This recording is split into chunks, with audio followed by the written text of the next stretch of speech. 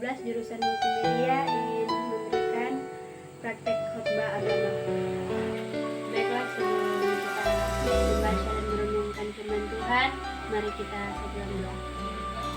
Bapa Kekal yang berkata dalam kerajaan di surga, terima kasih banyak Tuhan karena Engkau begitu baik kepada kami sehingga kami boleh hari bergabung dalam semua. Tuhan, saat ini kami akan mendengarkan sebagian dari sabda firman-Mu. Biarlah sabda firman-Mu itu bisa tertanam dalam hati dan pikiran kami sehingga dapat kami praktekkan dalam kehidupan kami sehari-hari. Terima kasih banyak ya Tuhan, ampunilah segala dosa-dosa kami. Dalam nama Tuhan Yesus Kristus kami berdoa. Ya, amin. Baiklah, saat ini kita akan membacakan firman Tuhan. Firman Tuhan kita terdapat dalam Amsal 1 ayat 1 sampai 7. Yang diberi judul Tujuan Amsal ini. Ayat 1, Amsal-amsal Salomo bin Daud, Raja Israel, untuk mengetahui hikmat dan didikan, untuk mengerti kata-kata yang bermakna, untuk menerima didikan yang menjadi pandai, serta kebenaran, keadilan, dan kejujuran, untuk memberikan kecerdasan kepada orang yang tak berpengalaman, dan pengetahuan serta kebijaksanaan kepada orang-orang muda. Baiklah orang bijak mendengar dan menambah ilmu, dan baiklah orang yang berpengertian memperoleh bahan pertimbangan, untuk mengerti amsal dan ibarat, perkataan dan teka-teki orang bijak. Takut akan Tuhan adalah permulaan pengetahuan, tetapi orang bodoh menghina hikmat dan didikan. Teman-teman yang dikasihi oleh Tuhan Yesus Kristus, dalam ayat ini mengatakan bahwa bukanlah tanpa tujuan jika Tuhan menciptakan manusia dengan 2 telinga dan 1 mulut. Tujuannya supaya kita lebih banyak mendengar daripada berbicara. Tuhan menghendaki kita banyak mendengar, terutama mendengarkan firman-Nya. Roma 10 ayat 17 berkata, iman timbul dari pendengaran oleh firman Kristus. Sedangkan dalam bacaan kita Amsal 1 ayat 1 sampai 7, secara khusus ayat 5 berbunyi, Amsal 1 ayat 5, baiklah orang bijak mendengar dan menambah ilmu, dan baiklah orang yang berpengertian memperoleh bahan pertimbangan.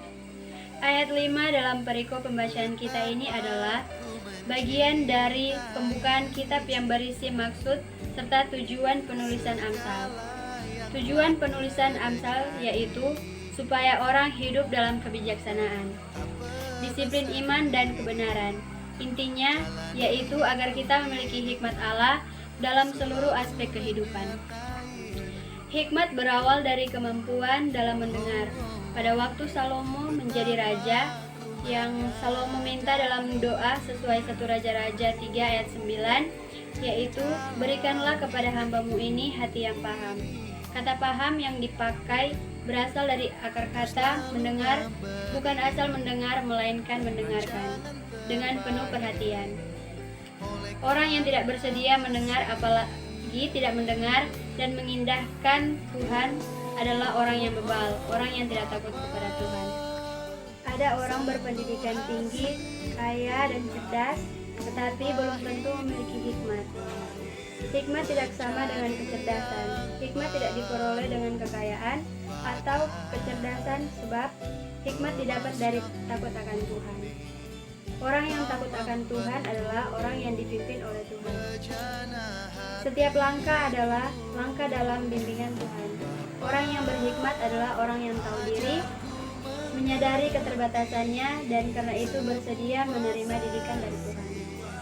Salomo mengatakan bahwa mendengarlah dan berpengertian, meskipun berpendidikan tinggi, teruslah mendengar. Sekalipun menjadi pemimpin, belajarlah mendengar apa yang dikatakan orang-orang yang kita pimpin. Setiap suami, dengarlah istrimu, dan berilah waktu bagi anak-anakmu, demikian juga sebaliknya. Tidak orang yang tahu segala-galanya, karena itu setiap orang mesti terus belajar. Belajarlah untuk memiliki hikmat. Ada kalanya kita menyampaikan pendapat, tapi ada kalanya kita harus memberikan kesempatan pada orang lain untuk berbicara dan kita mendengarkan mereka. Sudah saatnya kita mendengar dan menghargai mereka seperti suami, istri, anak, dan lain sebagainya. Tak ada gunanya bersikap sok tahu atau memasang gengsi yang terlalu tinggi. Terhadap suara Tuhan pun demikian. Janganlah berdoa satu arah, yaitu hanya menuntut dan meminta Tuhan memenuhi dan mengabulkan semua hal yang kita doakan. Tetapi pakailah doa dan waktu-waktu bersekutu dengan Tuhan sebagai saat yang indah dengan Tuhan untuk merenungkan firman Tuhan, mendengar kata dan melakukan kehendak Tuhan. Jadi kita sebagai remaja Kristen, kita harus lebih mengandalkan Tuhan, lebih taat kepada Tuhan, dan kita harus setia dan melakukan kehendak Tuhan. Sampai di sana untuk bacaan firman Tuhan. Amin. Demikianlah firman Tuhan. Kita tutup dengan doa. Mari kita tutup dengan doa.